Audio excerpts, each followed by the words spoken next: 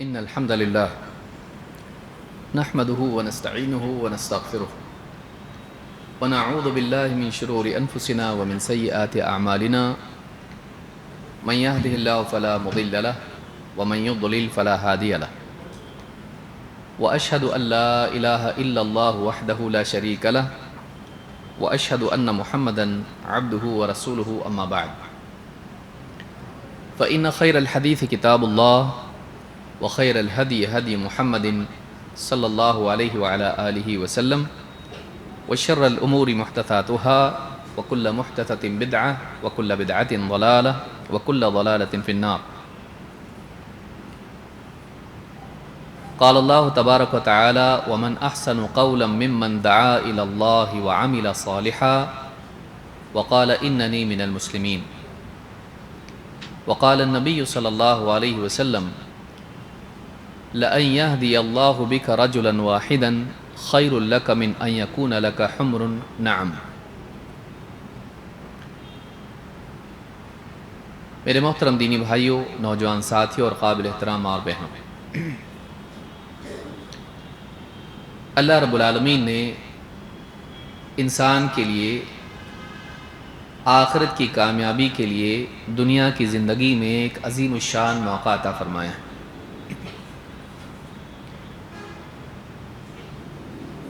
یہ ایسی زندگی ہے جس کا صحیح استعمال کر کے انسان آخرت کی ہمیشہ کی بہترین زندگی حاصل کر سکتا ہے۔ دنیا میں انسان کی حاجات ہوتی ہیں، اس کے پاس پیسہ ہوتا ہے، کبھی لباس، کبھی کھانا پینا، کبھی کوئی اور بڑی ضرورت جب بھی انسان کو پیش آتی ہے، وہ پیسہ لے کے بازار میں جاتا ہے، وہ چیز دیتا ہے، پیسہ دے کر چیز خریدتا ہے۔ کچھ پانے کے لیے کچھ کھونا پڑتا ہے، کچھ لینے کے لیے کچھ دینا پڑتا ہے۔ اللہ تعالیٰ نے ہم کو دنیا کی زندگی دی اور صلاحیتوں سے نوازا، سننے، دیکھنے، سوچنے، سمجھنے، بولنے، چلنے پھرنے اور محنت کرنے کے لیے سارے اعضاء اور اوصاف اور صلاحیتیں عطا فرمائیں، اور نبیوں کو بھیجا اور نبیوں کے ذریعے سے بتایا کہ اللہ تعالیٰ نے ہم کو یہ کیوں دیا ہے، اور نبیوں کے ذریعے سے اللہ تعالیٰ نے انسانیت کو بتایا کہ یہ جو کچھ تم کو دیا گیا ہے، اگر تم اس کا صحیح استعمال کرو تو دنیا میں اتنی ساری نعمتیں ہیں، ان سے بہتر نعمتوں کا دروازہ تمہارے لیے کھل سکتا ہے۔ دنیا کی نعمتیں بطور تعارف اور بطور امتحان کے انسان کے سامنے رکھ دی گئی۔ یہ ایک اعتبار سے آخرت کے لیے ادنا تعارف بھی ہے،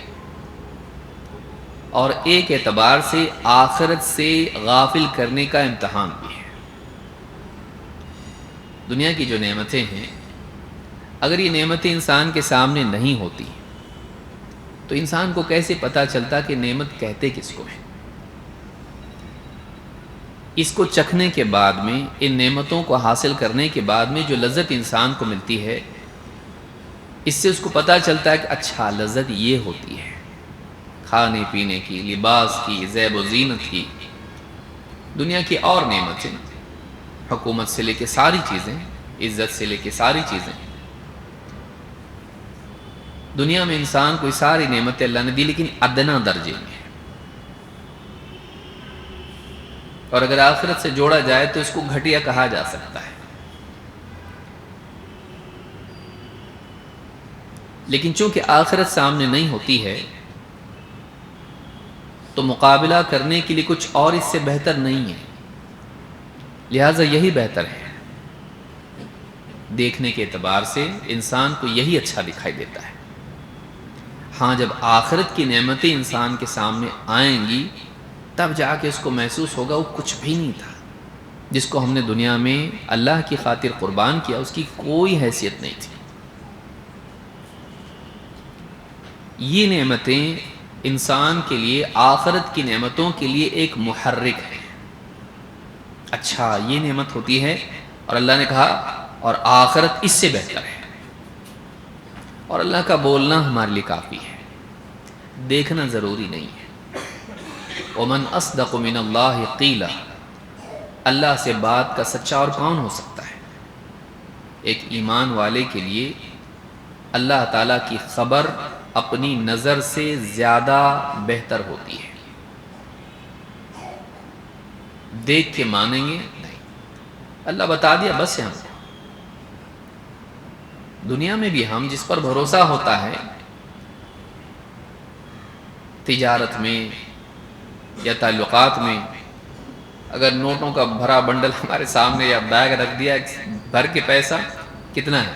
اتنا ہے، گن لو، آپ بول دی بس۔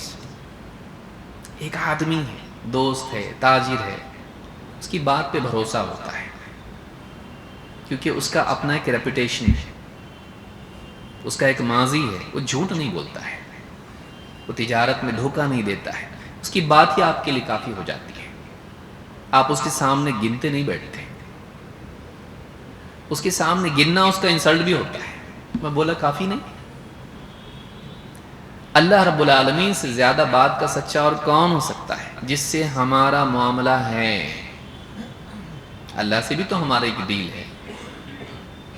ان اللہ اشترى من المؤمنین انفسهم واموالهم بان لهم الجنہ، اللہ تعالیٰ نے ایمان والوں سے ان کی جان اور ان کے مال کو خرید لیا ہے اور بدلے میں ان کے لیے جنت ہے۔ ان کی جان کا مطلب یہ نہیں کہ مرو، ان کی جان کا مطلب ان کا وجود، سر سے لے کے پاؤں تک، نفس، ان کی شخصیت، سارا وجود اور اس کے سارے لوازمات، اور پھر اس کی ملکیت، مال میں صرف پیسہ نہیں آتا ہے، کھیتی باڑی، جانور، زیورات، سب آتا ہے اس کے اندر، گھر بار سے لے کے تجارت سے لے کے ساری چیزیں جن کا وہ مالک ہے۔ ان اللہ اشترى من المؤمنین انفسهم واموالهم بان لهم الجنہ، اللہ تعالیٰ نے ایمان والوں سے، باقی لوگ تو دینے والے نہیں، وہ تو دنیا ہی میں سب کھپا رہے ہیں، ایمان والا ہے، وہ اللہ کو مانتا ہے، اور اللہ اس سے اگر مطالبہ کرے تو اس کی شان تو یہ ہے کہ اللہ اگر کچھ نہ بھی دے اس کے بدلے میں تب بھی اللہ کو دینے کو تیار ہو جاتا ہے، کیونکہ اللہ نے پہلے سے اتنا سب کچھ دیا ہے کہ بدلے میں مانگنا کہ اگر دے گا تو ہی دوں گا، یہ بندے کی شان نہیں ہے۔ یہ اور بات ہے کہ رب بڑا کریم ہے، رحیم ہے، وہ کچھ لیتا ہے تو اس سے اعلیٰ دیتا ہے، اور اس لیے نہیں لیتا ہے کہ رب کی حاجت ہے، اس لیے لیتا ہے کہ بندے کی شان اور اونچی ہو جائے، فرشتوں کے سامنے وہ فخر کرے، شیطان کا منہ کالا ہو، یہ میرا بندہ ہے۔ کیونکہ شیطان نے کیا کہا تھا؟ وَلَا تَجِدُ أَكْثَرَهُمْ شَاكِرِينَ، تو ان میں سے اکثروں کو شکر گزار نہیں پائے گا، تیری نعمتوں کا حق ادا نہیں کریں گے۔ لیکن ایمان والا بندہ جس کا واقعی ایمان پکا ہے، مضبوط ہے، وہ اپنے رب کو رب مانتا ہے، اپنے معبود کو معبود مانتا ہے، اور رب کی طرف اپنی توجہات رکھتا ہے، رب سے منہ نہیں پھیرتا ہے۔ انی وجہت وجہی للذی فطر السماوات والارض حنیفا، میں نے اپنے چہرے کو ذات کی طرف پھیر دیا جس نے آسمان و زمین کو عدم سے وجود بخشا، نہیں تھے بنایا، حنیفا، میں سب سے کٹ کے اسی کا ہو گیا، میں نے اپنے آپ کو سب سے منقطع کر دیا، میں اس کی طرف، میرا رخ اس کی طرف۔ یہ شان جب بندے کی ہوتی ہے، رب العالمین اس کی شان اور بڑھاتا ہے۔ دنیا کی نعمتیں اللہ نے سامنے رکھی ہیں، اس کے ذریعے سے آخرت کی نعمتوں کو سمجھ، چاہے وہ طعام ہو، چاہے وہ لباس ہو، چاہے وہ حکومت ہو، چاہے وہ انسان کی شہوات ہوں، چاہے وہ زیب و زینت ہو، یہاں سب رکھ دیا کم تر لیول پر۔ ہاں انسان کے اعتبار سے تو بہت اعلیٰ ہے، لیکن رحمان کے اعتبار سے یہ کم تر ہے، اس کے پاس اس سے بہتر ہے، تاکہ اس کے ذریعے سے اس کے اندر کچھ حرکت پیدا ہو کہ اچھا یہ اچھا ہے تو اس سے اچھا آخرت میں ہے تو میں آخرت کے لیے اور کوشش کروں گا، لیکن دیکھا نہیں ہے، بس رب العالمین نے بتا دیا آپ کو ہے کا مطلب ٹھیک ہے، ہمارا رب بول رہا ہے تو ہے. فَلَا تَعْلَمُ نَفْسٌ مَّا أُخْفِيَ لَهُم مِّن قُرَّةِ أَعْيُنٍ جَزَاءً بِمَا كَانُوا يَعْمَلُونَ. کوئی نہیں جانتا ہے کہ اس کی آنکھوں کی ٹھنڈک کا کیا سامان اللہ تعالیٰ نے تیار کر کے رکھا ہے. جزاء بما كانوا يعملون، یہ بدلہ ہے ان اعمال کا جو کرتے تھے. اعلیٰ سے اعلیٰ نعمتیں آخرت میں رکھتی، دنیا میں کم تر. یہ دنیا کی نعمتیں اگرچہ آخرت کے لیے ایک ادنا تعارف ہیں، لیکن فتنہ خود بھی ہے. امتحان یہ ہے کہ تو گھٹیا سے اعلیٰ کی طرف قدم رکھتا ہے، بڑھاتا ہے، سیڑھی چڑھتا ہے، یا اسی میں الجھ کے رہ جاتا ہے اور اعلیٰ سے محروم ہو جاتا ہے. یہ جال بھی ایک اعتبار سے، اس میں پھنس جاتا ہے آدمی، اسی میں اسی کا ہو کے رہ جاتا ہے.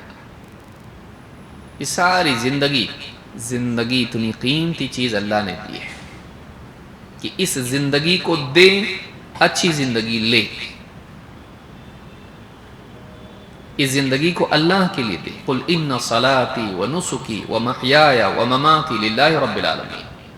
اے نبی آپ کہیے میری نماز، میری قربانی، میرا جینا، میرا مرنا اللہ رب العالمین کے لیے ہے، کسی اور کے لیے نہیں ہے، یہ اللہ کے لیے وقف ہے.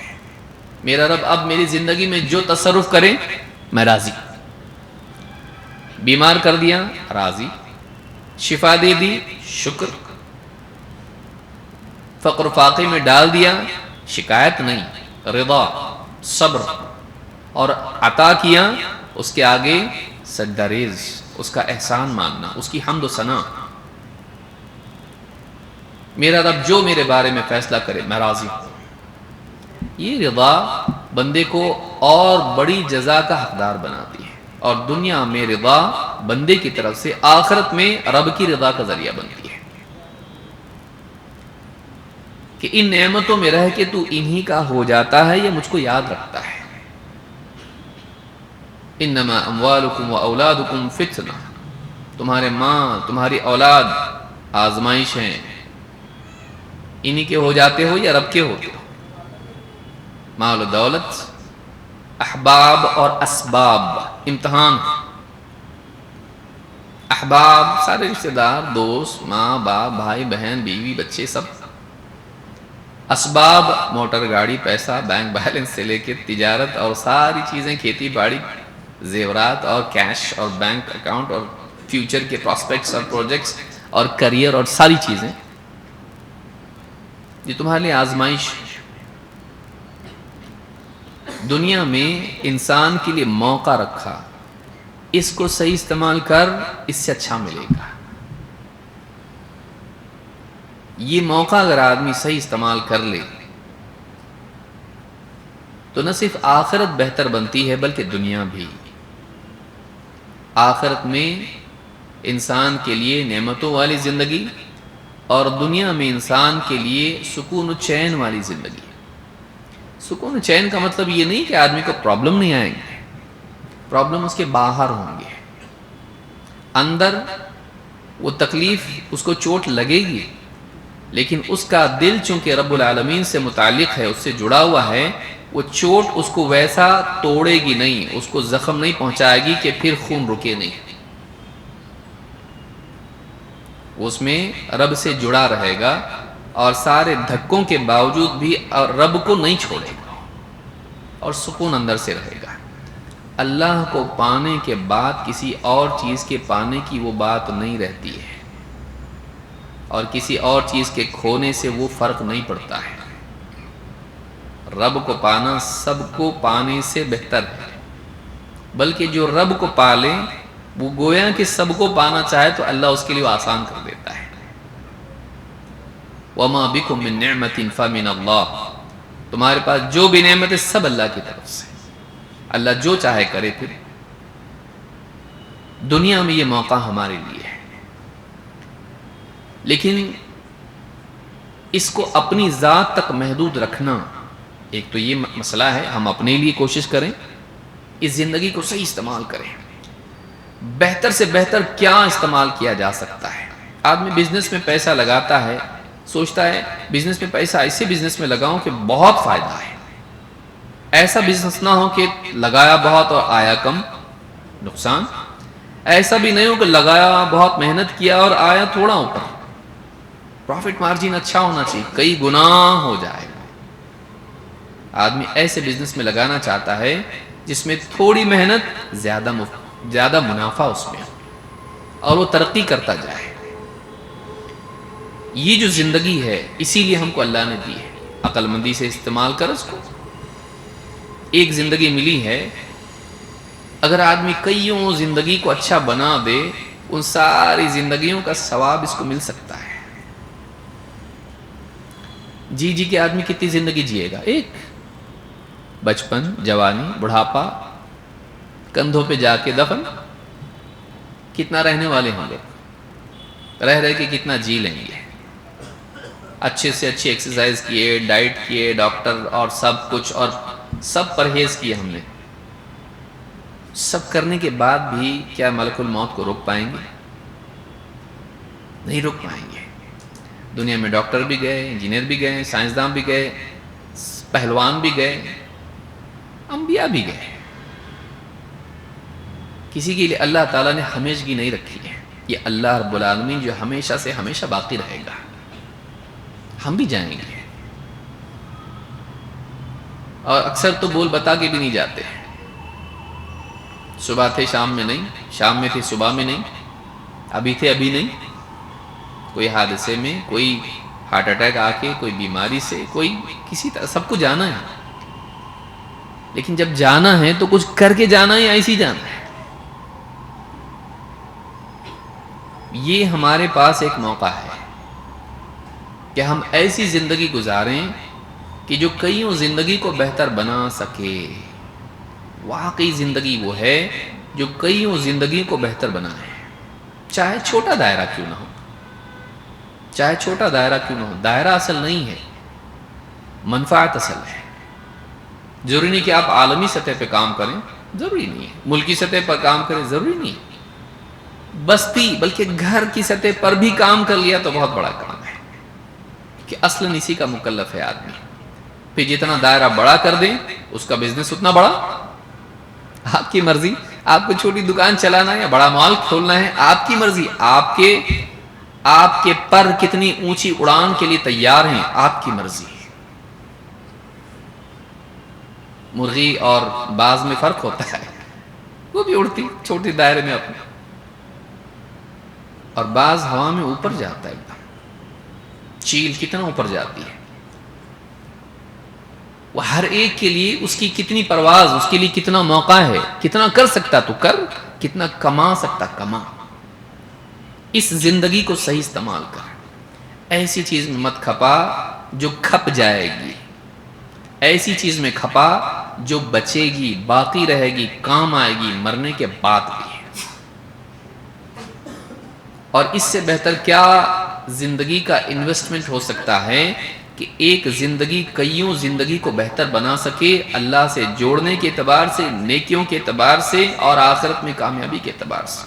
وہ سارا ثواب اس کو آ جائے.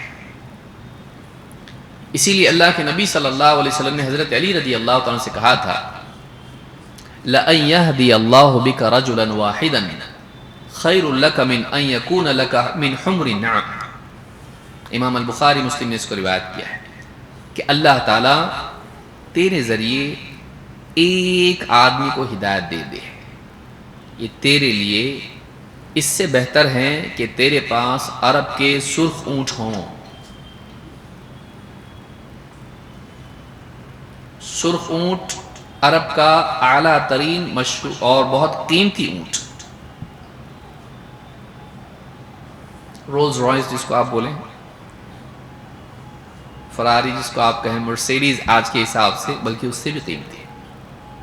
سواری کے اعتبار سے ایسا اونٹ جو بہت قیمتی ہو.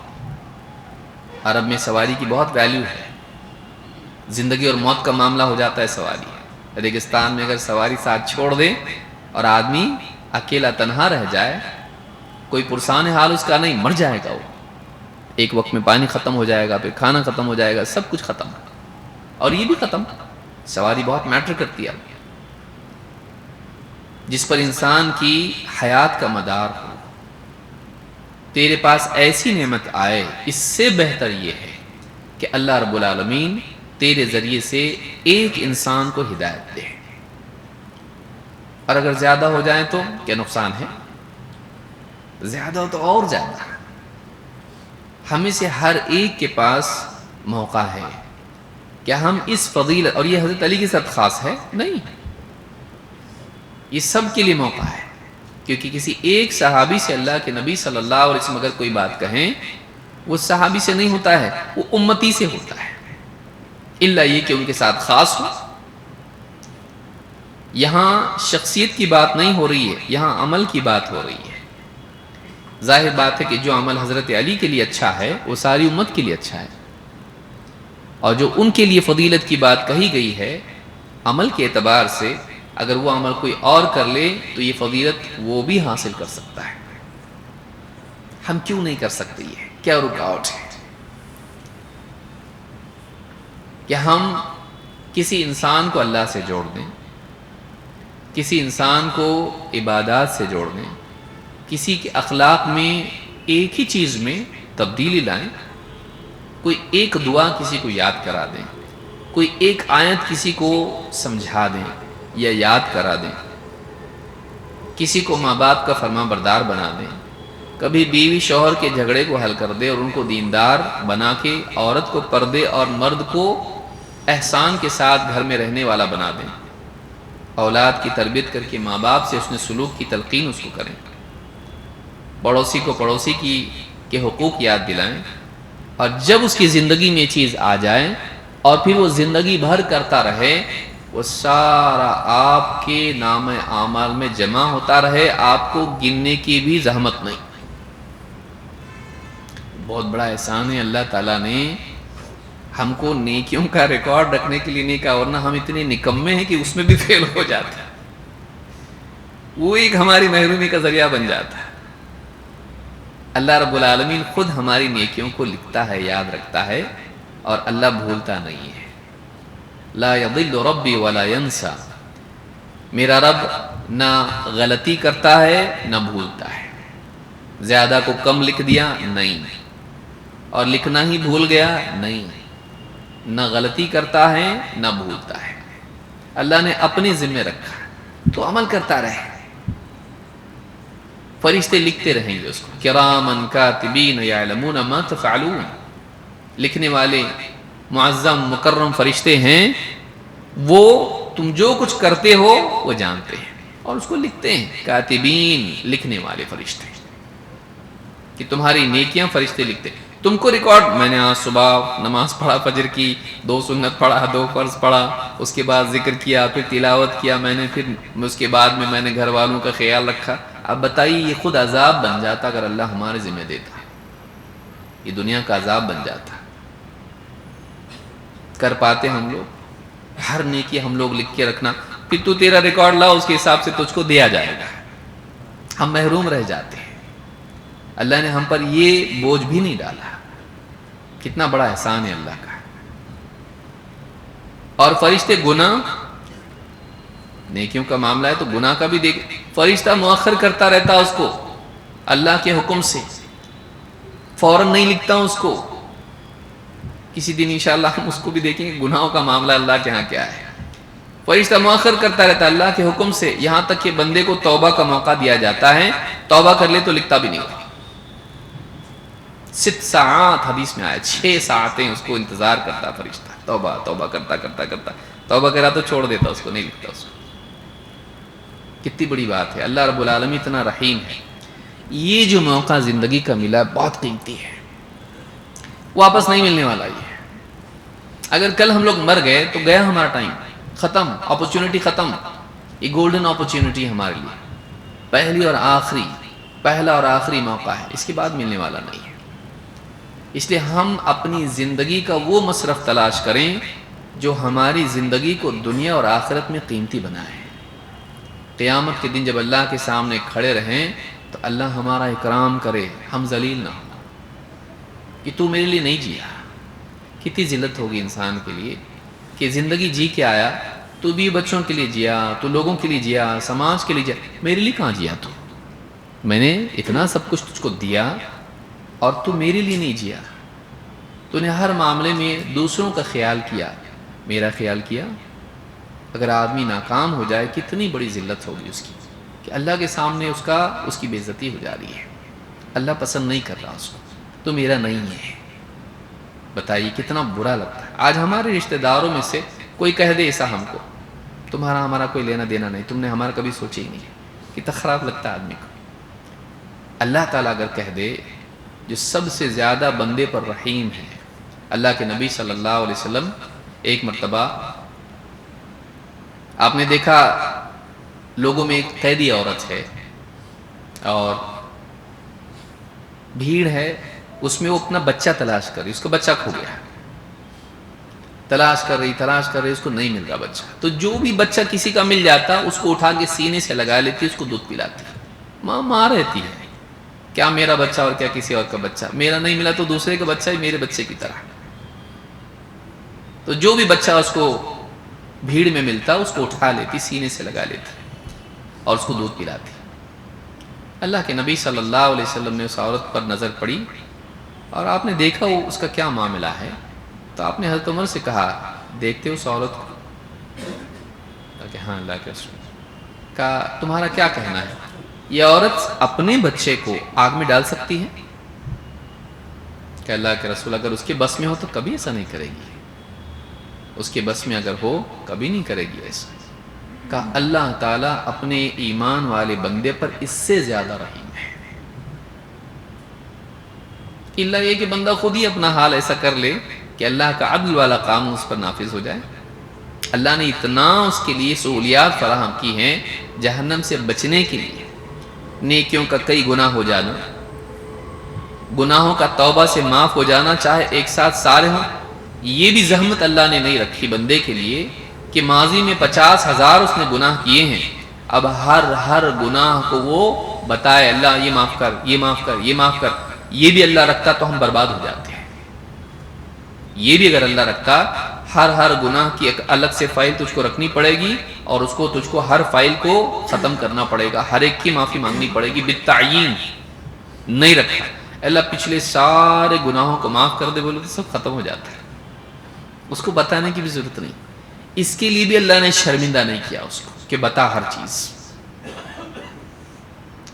اور آدمی کہے اللہ چھوٹے بڑے کھلے چھپے، جو مجھ کو یاد ہے جو مجھ کو یاد نہیں سب کو معاف کر دے اللہ. جو میں جانتا وہ نہیں جانتا اس کو بھی معاف کر دے. بہت سارے گناہ تو ایسے ہوتے ہیں کہ ہم لوگ بے خبری میں کر لیتے ہیں، غلط کام ہوتا ہے وہ. اگر آدمی اجمالی طور پر توبہ کر لیں، مجموعی طور پر سارے گناہوں سے توبہ کریں، یہ توبہ بھی معتبر ہے. ہر گناہ کی تعین کی ضرورت نہیں ہے. ایسا رب اگر قیامت کے دن وہ کہے میں نے تیرے لیے اتنا سب کچھ کیا، تجھ کو میں نے یہ نعمت دی، جسم دیا بہترین، آنکھیں دی دیکھنے کے لیے، کان دیے سننے کے لیے، زبان دی بولنے کے لیے، ہاتھ دیے کام کرنے کے لیے، پاؤں دیے چلنے کے لیے، عقل دی فیصلے کرنے کے لیے، دل دیا جذبات سے بھرا ہوا. تیرے دل میں سب کے لیے جذبات تھے، میرے لیے کہاں ہے؟ تو نے سب کے لیے کیا، میرے لیے کیا کیا؟ تو سب کے لیے جیا، میرے لیے جیا. میں نے تیرے لیے کتنا کچھ نہیں کیا، تو نے میرے لیے کیا کیا؟ میرے دین کے لیے تو نے کیا کیا؟ مجھے تیری حاجت نہیں، دین کے لیے کیا کیا؟ اگر اللہ پوچھ لے کیا جواب ہے ہمارے پاس کہ اللہ کے دین کے لیے ہم نے کیا کیا؟ یہ سب سے بڑی سعادت انسان کے لیے ہے کہ وہ اللہ کے دین کے لیے اپنی صلاحیتوں کو استعمال کرے. یہ صلاحیتیں ہر ایک کو الگ ملی ہیں، ہر ایک کو الگ صلاحیت ملی. کسی کو علم کی، کسی کو مال کی، کسی کو سیاسی اعتبار سے، کسی کو ٹیکنالوجی کے اعتبار سے، کسی کو کسی اور اعتبار سے. میں نے اللہ کے دین کے لیے اپنی صلاحیتوں کو کیسے استعمال کیا، یہ بہت بڑی سعادت ہے. اور اسی میں ہماری ثابت قدمی اور اسی میں اللہ کی مدد مضمر ہے، چھپی ہوئی ہے. اللہ تعالیٰ فرماتا ہے ان تنصروا اللہ ینصرکم ویثبت اقدامکم، ان تنصروا اللہ ینصرکم شرطیہ جملہ ہے، کنڈیشنل وعدہ ہے، اگر تم اللہ کی مدد کرو گے اللہ تمہاری مدد کرے گا، اگر تم اللہ کی مدد کرو گے اللہ تمہاری مدد کرے گا۔ ہم کو مدد کی ضرورت ہے، اللہ کی، ہم کو اللہ کی مدد کی ضرورت ہے، اللہ کی مدد کے بغیر ہم کچھ نہیں کر سکتے۔ اس لیے سورہ فاتحہ میں ہم کو کہا گیا بول ایاک نعبد و ایاک نستعین، اللہ ہم تیری عبادت کرتے اور تجھی سے مدد مانگتے ہیں۔ تیرا ہم کو بتایا گیا سورہ فاتحہ میں اللہ کی مدد کے بغیر تیرا کام ہونے والا نہیں، اللہ کی مدد کے بغیر تیرا کوئی کام ہونے والا نہیں ہے۔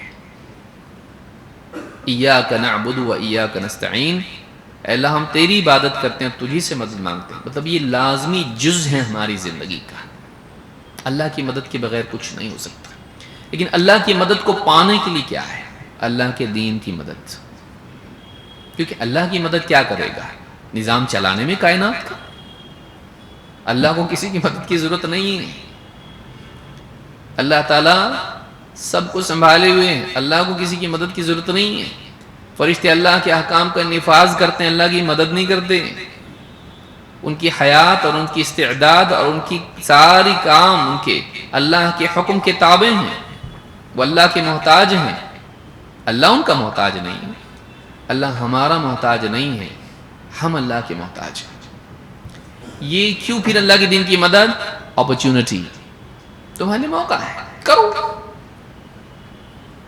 یہ کرو تاکہ میں تمہاری اس کے عوض میں مدد کروں۔ ان تنصر اللہ ینصرکم، اور صرف اتنا نہیں کہ اللہ مدد کرے گا، پھر مدد ہماری کتنے اعتبار سے ہو سکتی ہے؟ ذاتی زندگی میں ہمارے مسائل ہیں، ان میں اللہ کی مدد، اللہ نے نہیں بتایا نا کہ کون سی مدد کرے گا، فلاں چیز میں تمہاری مدد کرے گا، صرف تجارت میں، باقی کچھ بھی نہیں بتایا اللہ نے ایک دم تعمیم کے ساتھ ذکر کیا، کوئی تعین اس میں نہیں کی، کوئی ایک چیز نہیں بتایا اللہ نے کہ پن پوائنٹ کر کے یہ چیز اس میں ہی مدد کرے گا اور کچھ نہیں۔ اللہ نے عام طور سے کس چیز میں ہم کو اللہ کی مدد کی ضرورت نہیں ہے؟ کوئی ایک چیز ایسی ہے جس میں ہم کو اللہ کی مدد کی ضرورت نہ ہو، ہر چیز میں مدد کی ضرورت ہے۔ تو اگر تم اللہ کے دین کی مدد کرو، جہاں جہاں تم کو مدد کی ضرورت ہوگی اللہ تمہاری مدد کرے گا۔ ان تنصروا اللہ ینصرکم وَيُثَبِّتْ أَقْدَامَكُمْ، اور تمہارے قدموں کو جما دے گا۔ ہم کو مدد کی ضرورت ہے اپنی ذاتی زندگی میں، معاشی زندگی میں، طبی زندگی میں، خاندانی زندگی میں، سماجی زندگی میں، ہم کو مدد کی ضرورت ہے اللہ کی۔ اللہ مدد کرے گا، دشمنوں سے محفوظ رکھے گا، اور بڑا دشمن شیطان جو ہم کو بھڑکانے کی کوشش کرتا ہے، صراط مستقیم سے ہٹانے کی کوشش کرتا ہے، اگر تم اللہ کے دین کی مدد کرو گے تو اللہ تعالیٰ تمہیں دنیا میں صراط مستقیم پر اور آخرت میں پل صراط پر جمائے گا۔ وَيُثَبِّتْ أَقْدَامَكُمْ، تمہارے قدموں کو جمائے گا۔ دنیا میں اسٹیبلٹی اور انسان کا خیر پر، حق پر جمے رہنا، صراط مستقیم پر جمے رہنا بہت بڑی نعمت ہے۔ آدمی کسی بھی لمحہ بھٹک سکتا ہے۔ نبی صلی اللہ علیہ وسلم اللہ تعالیٰ سے دعا کرتے تھے، یا مقلب القلوب ثبت قلبی علی دینک، اے دلوں کو الٹنے پلٹنے والے میرے دل کو اپنے دین پر جمائے رکھ۔ اللہ تعالیٰ اگر آدمی انسان اللہ کے دین کی مدد کرے، اللہ اس کے دل کو دین پر جمائے رکھے گا۔ دعوت ہمارے دین کی بقا اور ثبات کا ذریعہ ہے، دین کی مدد نصرت ہمارے اپنے دین پر جمے رہنے کا ذریعہ ہے۔ اس لیے ہم کو خود غرضی کے ساتھ زندگی نہیں گزارنا چاہیے، بس ہم اپنی دکان، مکان، اپنا خاندان اسی کے بارے میں سوچتے رہیں، نہیں، اس سے آگے بڑھ کر ہم سوچیں دنیا میں جہاں تک میرا دائرہ ہے کیسے لوگوں کی زندگی میں دین آئے، کیسے لوگوں کی زندگی میں دین آئے، کیا کیا جائے کہ لوگ دیندار بنیں، لوگ اللہ سے جڑیں، اسی لیے اللہ نے فرمایا وَمَنْ أَحْسَنُ قَوْلًا مِّمَّنْ دَعَا إِلَى اللَّهِ وَعَمِلَ صَالِحًا وَقَالَ إِنَّنِي مِنَ الْمُسْلِمِينَ۔ اس سے بڑھ کر، اس سے بہتر بات کس کی ہو سکتی ہے جو لوگوں کو اللہ کی طرف بلائیں اور خود بھی نیک عمل کریں اور کہے کہ میں عام مسلمانوں میں سے ہوں، میں بھی مسلمانوں میں سے ایک مسلمان ہوں۔ پہلے اللہ کی طرف بلائیں، دو خود بھی نیک عمل کرے، تین اس کے اندر تواضع ہو، وہ اپنے آپ کو ایک دم الگ نہ کرتا ہو، میں اسپیشل ہوں۔ وقال اننی من المسلمین، میں مسلمانوں میں سے ایک مسلمان ہوں، اور کیا کوئی بہت بڑی بات ہے؟ ہم کو سب کو یہ کام کرنا ہے۔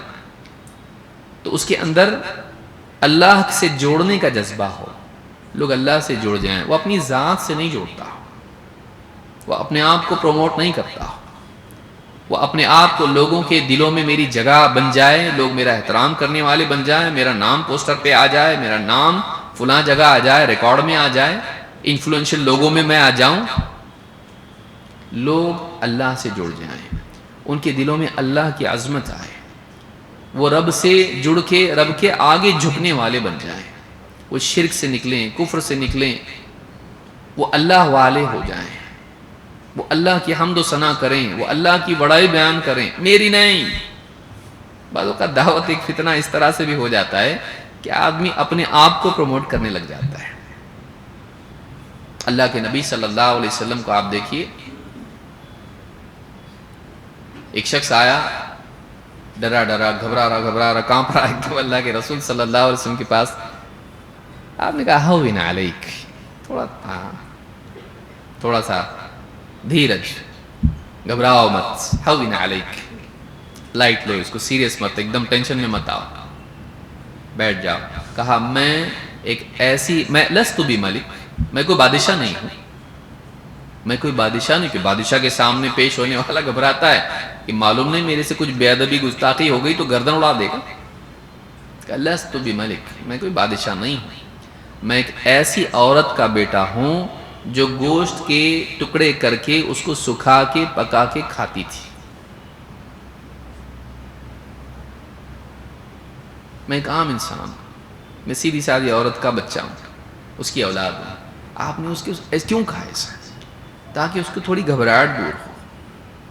آپ نے اپنے آپ کو ایک دم بڑا بنا کے پیش نہیں کیا، میں یونیک ہوں۔ امام احمد ابن حنبل کے پاس ایک آدمی آیا، کہا تمام تعریف اللہ کے لیے جس نے آج میری ملاقات آپ سے کرا دی، میں نے آپ کا دیدار کر دیا۔ بہت غصہ ہوئے، دیکھا اس کی طرف، کہا بیٹھ، کیا یہ اجلس، ما هذا، من انا، کون ہوں میں؟ ڈانٹ دیا اس کو، ڈانٹ دیا اس کو۔ وقال اننی من المسلمین، اس کے مزاج میں ہو میں مسلمانوں میں سے ایک مسلمان ہوں، اور دین کی خدمت کا اللہ تعالیٰ نے اگر ہم کو ذریعہ بنایا بہت بڑی نعمت ہے، یہ ہم پر اللہ کا احسان ہے۔ تو ایک اس کی زندگی میں اللہ سے جوڑنے کا مزاج ہو، دو وہ خود بھی عمل کرتا ہو، اس کی اپنی زندگی میں خود عمل ہو، یہ نہیں کہ لوگوں کو اچھا بنا رہا اور خود نہیں بن رہا، نہیں، خود بھی اس کی زندگی میں خیر آئے، جو خیر دنیا میں لانا چاہ رہا ہے اس میں بھی آئے، اور تین اس کے اندر عمومیت ہو، تواضع ہو۔ یہ دین کا کام کرنے والے لوگوں کی شان ہے، اللہ سے جوڑنا، خود بھی جڑنا، اور ہوا میں نہیں اڑنا۔ صحیح یاد رکھا ہے، اس کو یاد رکھیے کہ آدمی لوگوں کو اللہ سے جوڑے، خود بھی جڑے، اور ایسا نہ بن جائے کہ میں سب سے نرالا ہوں، نہیں۔ بعض اوقات آدمی دین کی کچھ خدمت کر لیتا ہے کسی بھی اعتبار سے، اور پھر وہی سمجھنے لگتا ہے کہ میری جو ہے اجارہ داری ہے، میں کچھ ہوں، یہ شیطان دل میں ڈالتا ہے، نہیں، ہم کچھ بھی نہیں ہیں، ہم کچھ بھی نہیں ہیں، بلکہ یہ اللہ کا احسان ہے کہ ہم دین کی جو بھی خدمت کر رہے ہیں اللہ ہم سے لے لے، کوئی قول کے اعتبار سے، کوئی علم کے اعتبار سے، کوئی مال کے اعتبار سے، کوئی ٹیکنالوجی کے اعتبار سے، کوئی کسی اور اعتبار سے، اللہ جو بھی کام ہم سے لے لے ہمارے لیے بہت سعادت کی چیز ہے۔ تو اس بات کو، بنیادی بات کو یاد رکھیں۔ اب ہم آگے بڑھتے ہیں کہ دعوتی خدمات انجام دینے کے اعتبار سے، اور موجودہ دور میں خاص طور سے دین حق کی نصرت کے اعتبار سے دعوتی اس کارواں کو آگے بڑھانے کے اعتبار سے ہم کو کن چیزوں کا لحاظ رکھنا چاہیے؟ ایک بہت اہم چیز یہ ہے کہ ہم کو جہالت پر اکتفا کرنے کی بجائے علم کے حصول کی فکر کرنا چاہیے۔ بعض اوقات ہوتا یہ ہے کہ آدمی دین کی خدمت کرنا چاہتا ہے، دین کا کام کرنا چاہتا ہے، اور وہ ہمیشہ دوڑ دھوپ میں لگا رہتا ہے اور علم اس کے پاس نہیں آ پاتا۔ بلا شبہ یہ ایک سعادت کی چیز ہے کہ آدمی دین کی خدمت کرے۔ مثال کے طور پر اجتماعات ہو رہے ہیں، اب آدمی کھانے پینے میں سب کے کھانے کا انتظام کر رہا ہے، یا باہر کچھ اور انتظام کر رہا ہے، لوگوں کے بٹھانے کے لیے چائے پانی کا انتظام کر رہا ہے، سب کچھ کر رہا ہے، بہت بڑی بات ہے یہ۔ لیکن یہ زندگی بھر اسی میں لگا رہتا ہے، وہ پنڈال باندھنے میں کھولنے میں ہی لگا رہتا ہے، خود اس کو معلوم نہیں ہوتا ہے کہ واقعی صحیح عقیدہ کیا ہے، اس کو معلوم نہیں ہوتا ہے کہ سنت کیا ہے، صحیح منہج کیا ہے، اس کو قرآن پڑھنا نہیں آتا ہے، اس کو دین کی باتیں مسائل نماز کے تک معلوم نہیں ہوتے ہیں، استنجا کی بعض اوقات اور غسل کے مسائل اس کو معلوم نہیں ہوتے ہیں۔ بلا شبہ وہ کام کر رہا ہوتا ہے دین کا، لیکن واقعی دین جو دوسروں کی زندگی میں آ رہا ہے، وہ علماء کی خطابات سن رہے ہیں، اپنی زندگی کو بہتر بنا رہے ہیں، عقائد صحیح ہو رہے، عبادات صحیح ہو رہی، حقوق صحیح ہو رہے ہیں، ان کے پاس معلومات آ رہی ہیں، لیکن یہ لوگوں کو جوڑنے میں لگا رہتا ہے، اس کو وہ معلوم نہیں ہوتا ہے، یہ محروم کا محروم رہتا ہے۔ یہ اس برتن کی طرح ہوتا ہے جس سے ایک برتن سے نکال کے دوسرے برتن میں پانی ڈالا جا رہا ہے، اور وہ اینڈ میں خالی کا خالی ہے، وہ خالی کا خالی ہے۔ دعوتی میدان میں لگنے والے، دین کی خدمت کے اس مشن میں شریک ہونے والوں کو اس بات کا خاص لحاظ رکھنا چاہیے کہ کہیں ہم محروم نہ رہ جائیں۔ ہم سب کچھ کریں، لیکن ساتھ میں جو چیز ہم لانا چاہ رہے ہیں وہ آنا بھی چاہیے۔ اللہ کے نبی صلی اللہ علیہ وسلم فرماتے ہیں، خیرکم من تعلم القرآن وعلمہ، تم میں سب سے بہتر وہ ہے جو قرآن کو سیکھے اور سکھائے، قرآن کو سیکھے اور سکھائے۔ ایمانداری سے سوچیں، ہم میں سے کتنے ہیں جو سالوں سال سے دینی خدمت میں لگے ہوئے ہیں اور ہم اب تک کہ قرآن نہیں سیکھ پائے۔ قرآن سمجھنا بہت دور کی بات ہے، قرآن کی تلاوت بھی ہم نہیں کر پا رہے ہیں، عربی میں ہم نہیں پڑھ پاتے ہیں، ہم کو الف با تا پڑھنے نہیں آتا۔ پھر کبھی ہماری بیماری کے علاج کے لیے کوئی دعا کی بات آتی ہے، یا پھر ہمارے معاشی مسائل کا مسئلہ آتا ہے، اور ہم کسی عالم سے کہتے کوئی دعا اچھی ہے، نبی صلی اللہ علیہ وسلم نے سکھائی ہے، ذرا دعا بھیجتے ہم کو۔ عالم بھیجتا ہے، عربی میں بھیجتا ہے، ہم اس کو میسج کیا بھیجتے، اور رومن میں آ سکتی ہے کیا کہ نبوی دعا انگریزوں کے طریقے سے تجھ کو چاہیے؟ سوچئے کہ ہم وہ دعا بھی عربی میں نہیں پڑھ سکتے جو ہماری شفا کے لیے، جو ہماری اولاد کے لیے، جو ہماری تجارت کے لیے، بلکہ ہماری آخرت کے لیے ہم کو چاہیے کہ کوئی دعا ہم کو مل جائے اچھی، جس سے ہمارا دنیا اور آخرت کا مسئلہ حل ہو جائے۔ اور ہم عالم کو یہ کہتے ہیں رومن میں مل سکتی کہ دعا، پھر ہم نے اتنے سال کیا کیا؟ بعض اوقات یہ کہیں ذمہ دار ہوتا ہے، یہ ذمہ دار ہوتا ہے، دین کی خدمت کرنے والا ہوتا ہے، یہ بڑے بڑے کام دین کے کرتا ہے، لیکن اس کو یہ نہیں آ رہا ہے۔ وہ برا نہیں ہے، لیکن یہ کمی ہے، یہ نہیں ہونا چاہیے۔ اس کی قربانی اپنی جگہ، ہو سکتا ہے اللہ اس کی مغفرت اسی بنیاد پر کر دے، لیکن کیا یہ قاعدہ ہے، یہ اصول ہے، یہ طریقہ ہے؟ نہیں، ایسا نہیں ہونا چاہیے۔ وہ سیکھے۔ اب سیکھنے میں کیا ہوتا ہے کہ اب میری عمر چلی گئی، اب میں بیٹھوں گا مولوی صاحب کے ساتھ اور پڑھوں گا الف با تا، لوگ آتے جاتے مسجد میں دیکھیں گے، ہنسیں گے، اچھا الف با تا نہیں آتا؟ تو لوگوں کے سامنے ذلت کی وجہ سے وہ جہالت کی ذلت برداشت کر لیتا ہے۔ جہالت کی ذلت بڑی ذلت ہے، علم حاصل کرنے میں ذلت چھوٹی ذلت ہے، بلکہ وہ ذلت ہے بھی نہیں۔ ایک آدمی علم حاصل کر رہا ہے، نہیں معلوم بھائی، علم حاصل کر رہا ہے، یہ ذلت ہے ہی نہیں، اور ہے بھی تو چھوٹی ہے، لیکن ذلت زندگی بھر جہالت میں پڑا رہے کہ مرتے دم تک اس کو قرآن پڑھنے نہیں آئے اور ویسی مر جائے، یہ بڑی ذلت ہے۔ یہ مخلوق کے سامنے ذلت تھی، وہ اللہ کے سامنے ذلت ہے۔ کون سی ذلت چاہیے آپ کو کہ میرا بندہ زندگی گزار کے آیا پوری اور قرآن پڑھنا نہیں سیکھا اب تک، جبکہ قادر تھا یہ۔ سوچئے، اپنے وقت میں سے تھوڑا وقت نکالیے اور قرآن پڑھنا سیکھیے۔ ایک حرف پر 10 نیکیاں اور 10 سے لے کے 700 گناہ تک، اور نہ جانے کتنے گناہ اللہ بڑھا دے بندے کی اخلاص اور اس کے جذبے کی بنیاد پر، اللہ کے کتاب کی تعظیم کی بنیاد پر کتنا اللہ گناہ ثواب بڑھا دے اس کا بول نہیں سکتے۔ چلتے پھرتے آپ پڑھ سکتے ہیں، جب بھی کھولا موبائل فون کھولا مصحف کھولا پڑھنا شروع کر دیا۔ اب نہیں پڑھنا آتا، بیٹھا ہے چپ چاپ، نہیں آتا اس کو، خالی اوقات اس کے ایسی چلے جاتے ہیں۔ قرآن سیکھیے، علم حاصل کیجیے۔ دعائیں یاد کرنا بہت لاپرواہی ہماری ہے۔ سالوں سال آدمی کی زندگی گزر جاتی، نیند سے اٹھنے کی دعا، سوتے وقت کی دعا، کھانے کے بعد کی دعا۔ کھانے کے پہلے تو عموماً سب کو معلوم ہوتا ہے بسم اللہ، لیکن اس میں بھی غلطی، وعلی برکت اللہ پڑھتا آدمی، نہیں ہے ثابت، بسم اللہ بس۔ افطار کے بعد کی دعا، لباس کی دعا، گھر سے نکلتے وقت کی دعا، مسجد میں داخل ہوتے وقت کی دعا، بیت الخلاء میں داخل ہوتے وقت کی دعا۔ سواری پر کتنی، آپ دیکھیں 1 سال سے آپ سواری پر سوار ہو رہے، اگر وہ دعائیں پڑھ لیتے کتنا ثواب جمع ہو جاتا ہے۔ کیا اس میں بہت بڑا 10 من بوجھ اٹھانا پڑتا ہے؟ ہر بار سواری پر سوار ہوا دعا پڑھ لی۔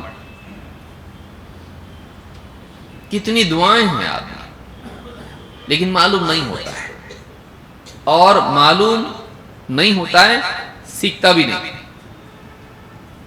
کیوں نہیں؟ کیا اتنے بزی ہم لوگ ہو گئے؟ کیوں نہیں سیکھتے ہم لوگ؟ سیکھ سکتے ہیں، یاد کریں اس کو۔ عقائد کا علم، توحید کس کو کہتے ہیں؟ توحید کی کتنی قسمیں ہیں؟ توحید ربوبیت، توحید الوہیت، توحید اسماء و صفات۔ اللہ ہے، کیا دلیل ہے اس کی؟ قرآن میں ہے۔ اللہ ایک ہے، کیا دلیل ہے اس کی؟ اللہ کے برابر کوئی نہیں ہے، کیا دلیل ہے اس کی؟ اللہ جیسا کوئی نہیں ہے، کیا دلیل ہے اس کی؟ اللہ کے سوا کسی کی عبادت نہیں کرنا چاہیے، کیا دلیل ہے اس کی؟ آدمی چاہے کر سکتا ہے، آدمی منتریوں کے نام یاد رکھتا ہے، فٹ بال اور کرکٹ کے پلیئر کے نام یاد رکھتا ہے، آدمی دنیا بھر کی ساری چیزیں سیکھ لیتا ہے۔ کتنی ساری چیزیں جو ہماری واقعی ضرورت نہیں ہوتی ہیں وہ بھی آدمی معلوم کر لیتا ہے، روزانہ پابندی کے ساتھ اخبار پڑھتا ہے لیکن دینی کتابیں نہیں پڑھتا ہے، رات دن واٹس ایپ پر فضول چیزیں پڑھتا رہتا ہے، یہ میسج وہ میسج، ساری چیزیں پڑھتا ہے، فیس بک پر 50 ویڈیو دیکھتا ہے، فضول چیزیں دیکھتا ہے، جوکس دیکھتا ہے، سیاسی چیزیں، مار پیٹ کے ویڈیو دیکھتا ہے۔ لیکن دینی اعتبار سے مستقل آدمی علم حاصل کرے کہ عقیدہ سیکھا، پھر طہارت سیکھی، وضو سیکھا، نماز سیکھی، اس کے بعد اخلاق اور حقوق، بیوی شوہر کے حقوق، ماں باپ اولاد کے حقوق، رشتہ دار پڑوسی کے حقوق، آدمی ترتیب وار تجارت کر رہا ہے، کون سی تجارت حلال کون سی حرام، جس کا مکلف ہے آدمی اس کا علم حاصل نہیں کرتا آدمی۔ حتیٰ کہ بعض اوقات انسان دین کی خدمت کرنے والا، میں عام لوگوں کی بات نہیں کر رہا ہوں، دینی خدمات انجام دینے والا آدمی ہوتا ہے، گھر میں کسی کا جنازہ ہوتا ہے اور اس کو جنازے کی دعا یاد نہیں ہوتی ہے، ہوتا نا ایسا، نہیں معلوم ہوتا اس کو، پھر فون کر کے پوچھتا ہے کہ مولوی صاحب اگر حسن المسلم سامنے رکھ کے دعا پڑھے جنازے کی نماز میں تو چلتا کیا ہے؟ تو اب تک دعا یاد نہیں کیا، جنازے کی دعا تو اس کو معلوم نہیں۔ آدمی حرم میں جاتا ہے، کتنی نمازیں، ہر نماز کے بعد جنازے کی نماز ہوتی ہے، چاہے مکہ میں جاؤ مدینہ میں جاؤ، حاجی جاتا ہے اتنے دنوں کے لیے، دعا یاد نہیں، وہ چپ چاپ ہاں شریک رہتا اس میں، دعا پڑھ یاد کر، یہاں پہ صرف پیسہ جمع تھا لیکن دعا یاد نہیں، اس کو علم نہیں جمع تھا۔ علم بہت بڑی نعمت ہے، بلکہ اس سے آگے بڑھ کر اگر آپ دیکھیں تو یہ فتنے کا دور ہے، اس فتنے کے دور میں اپنے ایمان کی حفاظت، اچانک آپ کے سامنے کوئی ویڈیو آ جائے گا، اچانک آ جائے گا، قرآن کے بارے میں شک پیدا کر دیا دل میں، نبی صلی اللہ علیہ وسلم کے بارے میں شک پیدا کر دیا، اسلامی احکام کے بارے میں شک پیدا کر دیا، آپ کے نہیں آپ کے اولاد کے پیدا کر دیا، کیا کریں گے آپ آنکھیں بند کر کے تو نہیں جی سکتے، کہیں نہ کہیں سے کان میں بات آئے گی، کہیں نہ کہیں سے آنکھ میں آپ کے سامنے کوئی میسج آئے گا، آپ نے پڑھا یا بات سنی یا دیکھا ویڈیو اور آپ کے دل میں جا کے بیٹھ گیا، کیا کریں گے اب بتائیے؟ اگر آپ کے پاس علم نہیں ہے تو آپ کنفیوژن کا شکار ہو کے اسی شک کے ساتھ مر جائیں گے۔ بعض اوقات آدمی کسی عالم سے پوچھتا بھی نہیں، یہ سوچ کے کہ عالم اسی کے اوپر فتویٰ دے دے گا، اور وہ جو زخم تھا وہ زخم بڑا ہوتے ہوتے ہوتے سڑتا چلا جاتا ہے، اور آدمی ایسی حالت میں مرتا ہے کہ یقین کی کیفیت اس کو نہیں ملتی ہے، اس کا ایمان، اس کا یقین خراب ہو چکا ہوتا ہے، اس کے دل میں بیماری کے ساتھ وہ دنیا سے جاتا ہے، جبکہ آخرت کے بارے میں اللہ تعالیٰ فرماتا ہے یوم لا ينفع مال ولا بنون الا من اتى اللہ بقلب سلیم، قیامت کے دن مال اولاد فائدہ نہیں دے گا، ہاں فائدہ کیا دے گا؟ الا یہ کہ آدمی اللہ کے پاس قلب سلیم لے کر آئے، صحیح سالم دل لائے، فالٹی ہارٹ نہیں چاہیے، بگڑا ہوا دل نہیں چاہیے، شرک سے، شک سے، نفاق سے، کفر سے اور اسی طرح سے اخلاقی برائیوں سے انفیکٹڈ دل نہیں چاہیے، گندگی اس میں لت پت دل نہیں چاہیے۔ یہ آپ کے پاس روزانہ ویڈیو آڈیو آ رہے ہیں، میسیجز آ رہے ہیں، کیا ان کا آپ کے دل پہ اثر نہیں پڑ رہا ہے؟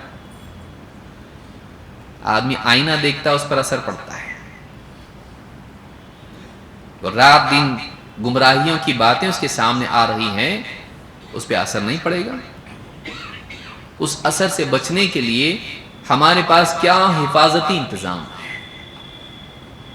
علم ضروری ہے۔ اللہ کے نبی صلی اللہ علیہ وسلم کی ایک حدیث اس باب میں ہے، فرماتے ہیں اصبحتم فی زمان، اور بہت عمدہ حدیث، اس کو یاد رکھیے، شاید بہت سے لوگوں نے حدیث سنی نہ ہو۔ آپ فرماتے ہیں اصبحتم فی زمان کثیر فقہاؤہ قلیل خطباؤہ، تم ایک ایسے دور میں ہو جس میں فقہا بہت ہیں، خطبہ کم ہیں، جس کو ہماری زبان میں کہا جائے گہرا علم رکھنے والے ماہر بہت ہیں، اور بیان بازی کرنے والے، تقریر بازی کرنے والے کم ہیں، تقریر والے کم ہیں، خطیب کم ہیں، لیکن گہرا علم رکھنے والے کہ سوال سامنے آ جائے، کوئی آزمائش آ جائے، کوئی فتنہ آ جائے، رد کر سکتے ہیں، ایک دم ان ڈیپتھ نالج ان کے پاس، ایسے بہت ہیں۔ تقریر کرنے والے اپرچونٹیز لمیٹڈ ہیں، ہر جگہ تقریر کہاں ہو رہی ہے؟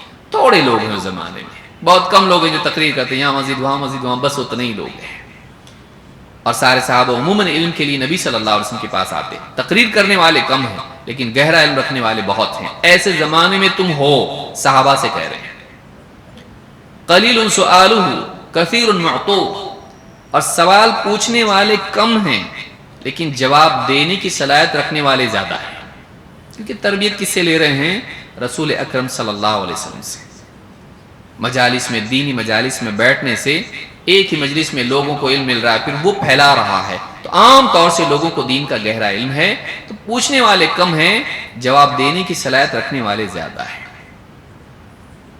آپ نے فرمایا العمل فیہ خیر من العلم، اس دور میں، اس دور میں عمل میں مشغول ہونا علم میں مشغولیت سے زیادہ بہتر ہے۔ اب سب تو معلوم ہو گیا، اب عمل کرو، معلوم ہو گیا، اب کیا کرو؟ عمل کرو، نوافل کا اہتمام کرو جتنا ہو سکتا ہے، اس دور کے لیے کہا، اور صحابہ کو ایسا کرتے تھے، علم کے ساتھ ساتھ زیادہ تر عبادات میں مشغول ہوتے تھے۔ لیکن آپ نے فرمایا وَسَيَأْتِي زَمَانٌ، لیکن قریب ہے کہ ایک ایسا زمانہ آئے، وَسَيَأْتِي زَمَانٌ قَلِيلٌ فُقَهَاؤُهُ كَثِيرٌ خُطَبَاؤُهُ، جس میں گہرا علم رکھنے والے کم رہ جائیں گے، اور تقریریں کرنے والے، بیان بازی کرنے والے، سپیکرز بڑھ جائیں گے۔ مقرر بننے کے لیے بہت زیادہ صلاحیت کی ضرورت نہیں ہے، لیکن گہرا علم رکھ کے فتنوں کو پہچاننا اور ان کا علاج بتانا، لوگوں کے مسائل کا حل بتانا، اس کے لیے بہت گہرے علم کی ضرورت ہوتی ہے۔ تقریر رٹ لیا آدمی، جا کے بول دیا، کیا مسئلہ ہے؟ آپ کے بچے بھی جا کے اسکول میں تقریر رٹ کے سنا کے آ جاتے ہیں، کیا بڑا مسئلہ ہے؟ ایک بچہ چھوٹا ہے، اس کو آپ دے دو، ایک پیج لکھ کے دے دو، یاد کر لیا، جا کے تقریر کر لیا، زندگی بھر کرتے رہو. اور کئی لوگ کرتے بھی ہیں ایسا. تقریر کرنا بڑی چیز نہیں ہے، لیکن واقعی لوگوں کی شبہات کو دور کرنا، ان کے مسائل کو پرکھ کر ان کے مطابق ان کو رہنمائی دینا، آنے والے فتنوں سے پہلے امت کو آگاہ کرنا، اور ان فتنوں کا دلائل کے ساتھ ایسا رد کرنا کہ اس کی بالکل شیرب کو ذبح کر دیا جائے، یہ کوئی آسان کام نہیں ہے. ایسا کرنے والے بعد کے دور میں کم رہ جائیں گے، تقریر کرنے والے بڑھ جائیں گے. یوٹیوب پہ یہاں وہاں سب بات دیکھیے، بہت بڑھ جائیں گے تقریر کرنے والے. کثیر سؤالہ قلیل معطوہ، سوال پوچھنے والے بہت ہوں گے لیکن جواب دینے والے کم ہوں گے. صحیح جواب دینے والے، جواب دینے والے کا مطلب نبی صلی اللہ علیہ وسلم کے نزدیک جواب دینے کے لائق لوگ. جواب دینے والے کم ہوں گے. لوگوں کا ڈاؤٹ کلیئر کرنا، کنفیوژن دور کرنا، صحیح رہنمائی دینا ان کو، قرآن و سنت کے دلائل پر مبنی اور اس کے صحیح اصولوں سے استنباط کے بعد جواب دینا، بہت کم لوگ رہ جائیں گے. آپ فرماتے ہیں العلم فیہ خیر من العمل، اس دور میں علم میں مشغول ہونا عمل سے زیادہ بہتر ہوگا. یہ نہیں کہ نمازیں چھوڑ دے 5 وقت کی، مراد یہ ہے کہ آدمی میں اللہ اللہ کرتا ہوں بھائی، اپنی عبادت میں لگا رہتا ہوں، مجھ کو کسی سے کچھ لینا دینا نہیں ہے. نہیں، اس دور میں اس سے زیادہ بہتر یہ ہوگا کہ آدمی گہرا علم حاصل کریں تاکہ لوگوں کی رہنمائی کر سکے. دیکھیے اس حدیث کو امام الطبرانی نے اپنی کتاب مسند الشامیین میں ذکر کیا ہے اور اس کی سند حسن درجے کی ہے. شیخ الالبانی نے اس کو الصحیحہ میں ذکر کیا ہے. یہ معتبر حدیث ہے. اور ابن مسعود رضی اللہ تعالیٰ عنہ سے بھی اسی کے قریب ایک قول مروی ہے، جو طبرانی ہی نے اس کو روایت کیا اور بھی کتابوں میں ہے. یہ مرفوع روایت ہے اور موقوف بھی آئی اس باب میں. آپ دیکھیے اس حدیث سے معلوم ہوتا ہے بعد کے دور میں، اب دیکھیے بعد کے دور میں علم کی اہمیت زیادہ ہوگی. کیوں؟ اس لیے کہ آپ کسی آدمی کے دل میں شک آ گیا اللہ کے بارے میں. آج بچیاں مرتد ہو رہی ہیں بھائی، آپ کیا کریں گے؟ 2 رکعت نماز پڑھ کے اس کا علاج کریں گے؟ کیا کریں گے آپ بتائیے؟ اگر کسی انسان کے دل میں شک پیدا ہو گیا، حدیثیں ماننا کہ نہیں ماننا، بھائی خالی قرآن بس ہے ہمارے لیے. کسی کے دل میں شک آ گیا اللہ کے بارے میں، اللہ تعالیٰ نے جہنم کیوں بنائی، ڈال دیا کسی ملحد نے اس کے دل میں. کسی کے بارے میں، نبی کے بارے میں، نبی کی شان میں اس کے دل میں شک پیدا ہو گیا، نبی صلی اللہ علیہ وسلم نے ایسا ایسا کیوں کیا، جنگیں کیوں کی، نبی رحمت ہے تو جنگ کیوں کی، آ گیا دل میں شبہ. اب کیا کریں گے اس کے لیے؟ خالی دعا کریں گے کہ نبی صلی اللہ علیہ وسلم آ کے صرف جا کے حرم میں دعا کی ساری انسانیت کو ہدایت مل جائے؟ آپ نے دعا کی تو دوا کے لیے بھی تو کوشش کی. اللہ تعالیٰ نے آپ کو لوگوں کے لیے رہنما بنا کر بھیجا، آپ جا جا کے لوگوں کو سمجھائے نا، بٹھا کے لوگوں کو سمجھایا. آپ نے ان کے شکوک کا جواب دیا، ازالہ کیا، آپ نے ان کی رہنمائی کی. لقد من اللہ علی المؤمنین اذ بعث فیہم رسولا من انفسہم یتلو علیہم آیاتہ ویزکیہم ویعلمہم الکتاب والحکمہ وان کانوا من قبل لفی ضلال مبین. اللہ نے بہت بڑا احسان کیا ایمان والوں پر جب ان کے درمیان انہی میں سے ایک رسول مبعوث کیا جو انہیں اللہ کی آیتیں پڑھ کے سناتا ہے، ان کا تزکیہ کرتا ہے، انہیں پاک کرتا ہے گندگی سے، برے اخلاق سے، برے عقائد سے، جاہلیت کے اثرات سے، اور انہیں کتاب و حکمت کی تعلیم دیتا ہے. اس سے پہلے ان کا حال یہ تھا کہ کھلی گمراہی میں پڑے ہوئے تھے. اس گمراہی سے نکالنے کے لیے کیا کیا آپ نے؟ صرف دعا کی. یہ کیا ہے؟ تربیتی نظام. کتاب کی آیتیں پڑھ کے سنانا، مسلسل اپنے ساتھ جوڑے رکھے ان کو اپنے اثر سے، نصیحتوں سے، واعظ و تذکیر کے ذریعے سے، اپنے اخلاق کے ذریعے سے ان کو بہتر انسان بننے میں ان کی مدد کرنا، ان کو مربی کی طرح اپنے پروں میں رکھ کے ان کو پروان چڑھانا، ان کو بہتر بنانا اور انہیں پھر ایجوکیٹ کرنا، عقائد، احکام، سلوک، حقوق اور ساری چیزیں ان کو سکھانا. نہیں کیا نبی صلی اللہ علیہ وسلم نے. اسی لیے اللہ نے فرمایا اس سے پہلے، یہ کرنے سے پہلے یہ کھلی گمراہی میں پڑے ہوئے تھے. تو آپ نے ان کو نکالا کیسے کھلی گمراہی سے؟ کتاب و حکمت کی تعلیم کے ذریعے سے، تزکیے کے ذریعے سے، تلاوت آیات کے ذریعے سے. تلاوت آیات انفرادی نہیں تھی، وہ ان کے سامنے پڑھنا تھا. بلغ ما انزل الیک من ربک، رب کی طرف سے جو نازل ہوا وہ پڑھ کے سنائیے. یہ جو دینی مجالس ہیں یہ ریڑھ کی ہڈی ہیں سماج کی ہدایت کے لیے. یہ ریڑھ کی ہڈی ہے. یہ اگر مٹ جائے، ختم ہو جائے، لوگ اپنی اپنی دنیا میں مگن ہو جائیں گے. کورونا میں کیا ہوا؟ کووڈ کے دور میں کیا ہوا؟ لوگ جاب بند، مساجد میں سب کچھ بند، سارا نظام ٹھپ. اب لوگوں کے پاس موبائل فون ان کے پاس تھا. کئی زندگیاں بنی بھی، لیکن زیادہ تر بگاڑ پیدا ہو گیا. رات دن کتنے لوگوں کے عقیدے برباد ہو گئے، کتنے لوگوں کے اخلاق خراب ہو گئے، کتنے نکاح تباہ ہو گئے. ساری چیزیں سامنے آئیں، جواب دینے والا کوئی نہیں، سمجھانے والا کوئی نہیں، دینی مجالس نہیں، دلوں کی تربیت کے لیے کوئی ماحول نہیں. آدمی اتنا کٹ گیا اس ماحول سے کہ دل پھر ایک دم بگاڑ اس کے اندر آ گیا، واپس سے ریسیٹ نہیں ہو پایا. کئیوں کے لیے خیر بھی بنائی ہے کہ انہوں نے قرآن حفظ کیا، انہوں نے دین سیکھا، انہوں نے بی بچوں کے ساتھ میں اپنے تعلقات اچھے کیے، عبادات کی.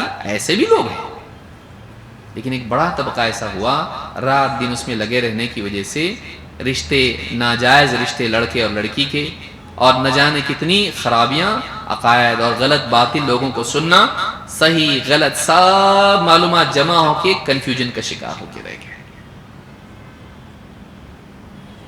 صحیح علم بہت ضروری ہے. دین کا کام کرنے والوں کے لیے صحیح علم بہت ضروری ہے. اللہ کے نبی صلی اللہ علیہ وسلم کی احادیث کا علم، یاد کرنا حدیثوں کو. کتنی یاد ہے ہم میں سے ہر ایک کو؟ سوچئے. اور یہ بھی یاد کرنے کا رہتا کہ ضروری نہیں میری عمر چلی گئی، کرنا چاہے سب کر سکتے ہیں. صحابہ نے کب یاد کیا قرآن؟ سوچئے. نبی صلی اللہ علیہ وسلم جب آپ کی عمر کتنی تھی؟ نبوت ملی 40 سال، اور 40 سال کے بعد سے آپ دیکھیں، اور صحابہ کئی تھے جو آپ سے عمر میں بڑے بھی تھے، انہوں نے اس عمر میں قرآن کو سیکھا، یاد کیا.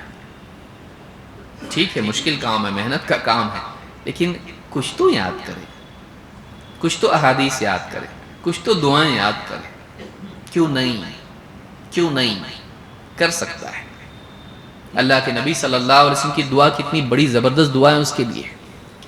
آپ نے فرمایا نضر اللہ مرءا سمع منا حدیثا فحفظه حتى يبلغه غيره فرب حامل فقه الى من هو افقه منه ورب حامل فقه ليس بفقيه. امام الترمذی نے اس کو روایت کیا اور حدیث صحیح ہے.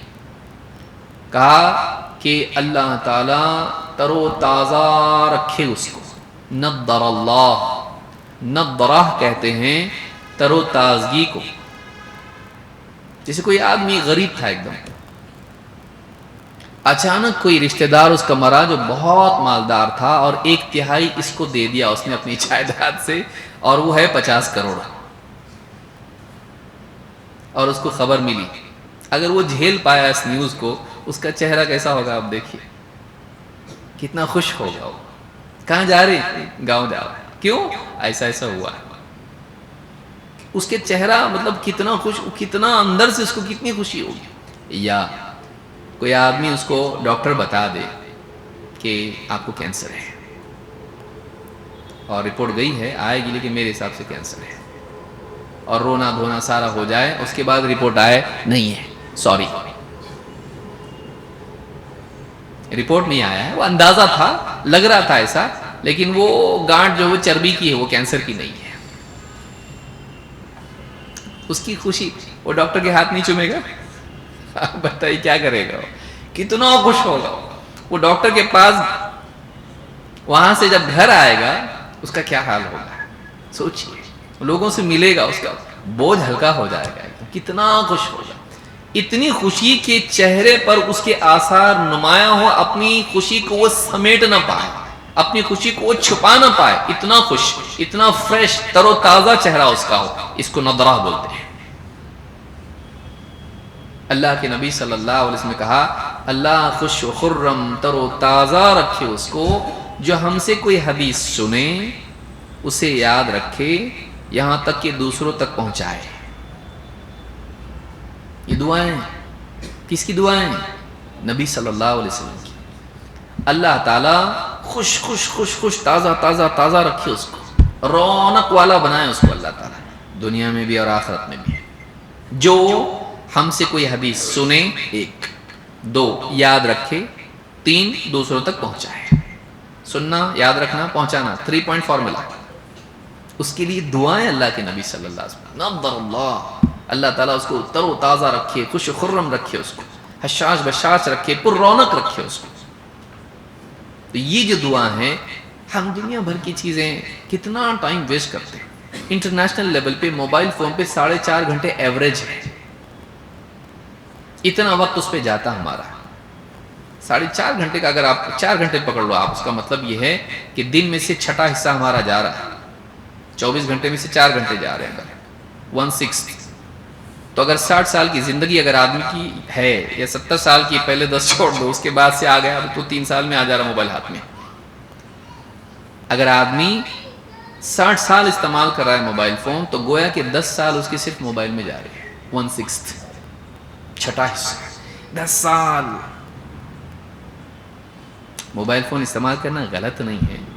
کوئی مولوی شاید ہی بغیر موبائل فون کے آپ کو دکھائی دے، آپ کو سب ملیں گے، ضرورت ہے انسان کی. لیکن ہم اس میں فضول میں کتنا وقت ڈال رہے ہیں، اور ہم واقعی علم حاصل کرنے میں اپنا وقت کتنا دے رہے ہیں، یہ بھی ہم کو یاد رکھنا ہے. اور جن میں بہت اہم چیز ہے دینی مجالس، علم حاصل کرنا. اللہ کے نبی صلی اللہ علیہ وسلم کیا فرماتے ہیں؟ دیکھیے، فرماتے ہیں، اور اتنا بڑا ثواب ہے، معمولی نہیں ہے، واللہ بہت بڑا ثواب بھی ہے. اللہ کے رسول صلی اللہ علیہ وسلم فرماتے ہیں، اب دھیان سے سنیں اس حدیث کو، من غدا الى المسجد لا يريد الا ان يتعلم خيرا او يعلمه.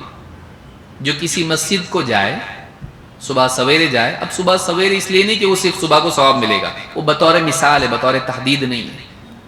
کیونکہ اس زمانے میں عموماً فجر کے بعد نبی صلی اللہ علیہ وسلم صحابہ کے ساتھ بیٹھے رہتے تھے سورج نکلنے تک، اور ان کو کچھ بات سکھاتے، ان سے کچھ سنتے، اس طرح کا ماحول وہاں ہوتا تھا. جو مسجد جائے صبح سویرے، لا يريد الا ان يتعلم خيرا او يعلمه، اس کا ارادہ اس کے سوا اور کچھ نہیں تھا کہ وہ خیر کا علم حاصل کرے گا یا خیر کا علم سکھائے گا. کیونکہ دونوں کے لیے فضیلت، صرف سیکھنے والے کی، بیچارہ سکھانے والا محروم رہ جائے گا.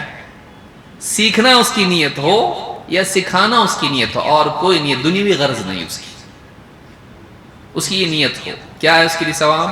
کان لہ کاجر حاج تاما حجتہ، اس کو ایسا ثواب ملے گا جیسے حج کرنے والے کو ملتا ہے، ایسا حج جو کامل ہو، اس میں ثواب میں کوئی کمی نہ ہو، کامل حج کا ثواب اس کو ملے گا. امام الطبرانی نے اس کو روایت کیا، اور حدیث صحیح درجے کی ہے. اس کامل حج کا ثواب کس کو کہتے ہیں آپ بتائیے؟ ایک حج کامل جس میں کوئی خرافات اس نے نہیں کیا، نہ کسی سے جھگڑا کیا، نہ گالی دیا، نہ نگاہوں کی حفاظت میں کوئی گڑبڑ کیا، چوری چکاری نہیں کیا، اس کی جوتے اس کی چپل کچھ نہیں کیا، اس نے غلط کھایا نہیں، کچھ مار پیٹ نہیں کیا، کچھ نہیں کیا، دھوکہ نہیں، جھوٹ نہیں، گھر پہ کچھ غلط بات نہیں بولا فون کر کے، سب صحیح کر کے آیا، ایک دم اچھا حج کر کے آیا. کامل حج کا ثواب اس کو ملے گا. کس پر؟ جو دینی مجلس میں حاضر ہو، نیت سیکھنے کی ہو یا سکھانے کی ہو. ایسی کتنی مجالس ہمارے سے رہ جاتی ہیں. ڈاؤن لوڈ کر لوں گا والوں کے لیے نہیں ہے یہ، ڈاؤن لوڈ اپلوڈ والوں کے لیے نہیں ہے یہ. مجلس میں آنا چھوٹی چیز نہیں ہے. بتائیے حج کا ثواب. اچھا اب کوئی شک یہاں یہ نہ کرے، بول پہ حج کرنا کہ نہیں کرنا، ہم نے اتنا پیسہ خرچ کر کے جانے کے بجائے کیا کریں گے؟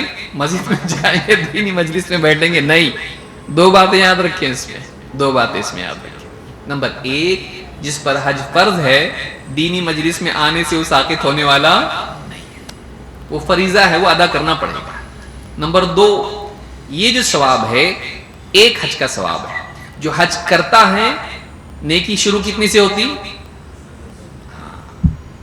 تو اس کو 10 سے شروع ہوتا ہے، تو دونوں برابر نہیں ہیں. من جاء بالحسنۃ فلہ عشر امثالها، اللہ نے کیا فرمایا؟ جو کوئی ایک نیکی لے کر آئے گا اس کے لیے 10 گنا ثواب ہوگا۔ تو عمل واقعی جو عملاً کرتا ہے اس کی گنتی کہاں سے شروع ہوتی؟ 10 سے شروع ہوتی ہے۔